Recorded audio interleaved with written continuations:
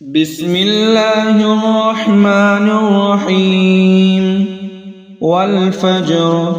وليال عشر والشفع والوتر والليل إذا يسر هل في ذلك قسم لذي حجر ألم تر كيف فعل ربك بعاد إرم ذات العماد التي لم يخلق مثلها في البلاد وثمود الذين جابوا الصخر بالواد وفرعون ذي الأوتاد الذين طغوا في البلاد فأكثروا فيها الفساد فصب عليهم ربك سوط عذاب إن ربك لبالمرصاد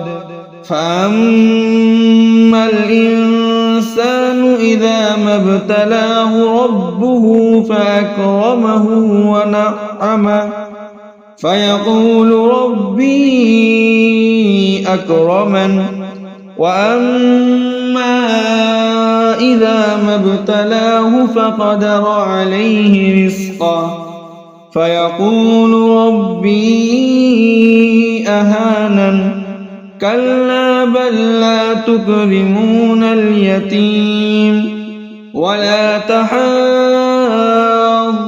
على طعام المسكين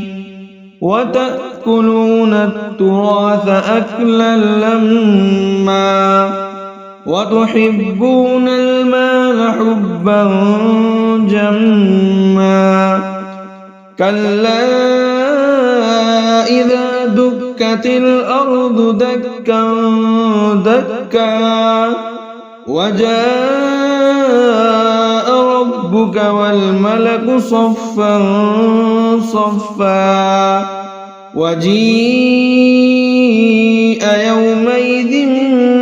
بجهنم يومئذ يتذكر الإنسان وأنى له الذكرى يقول يا ليتني قدمت لحياتي فيومئذ لا يعذب عذابه أحد ولا يوثق وثاقه أحد يا أيتها النفس المطمئنة ارجعي إلى ربك راضية مرضية فادخلي في عبادي وادخلي جنتي.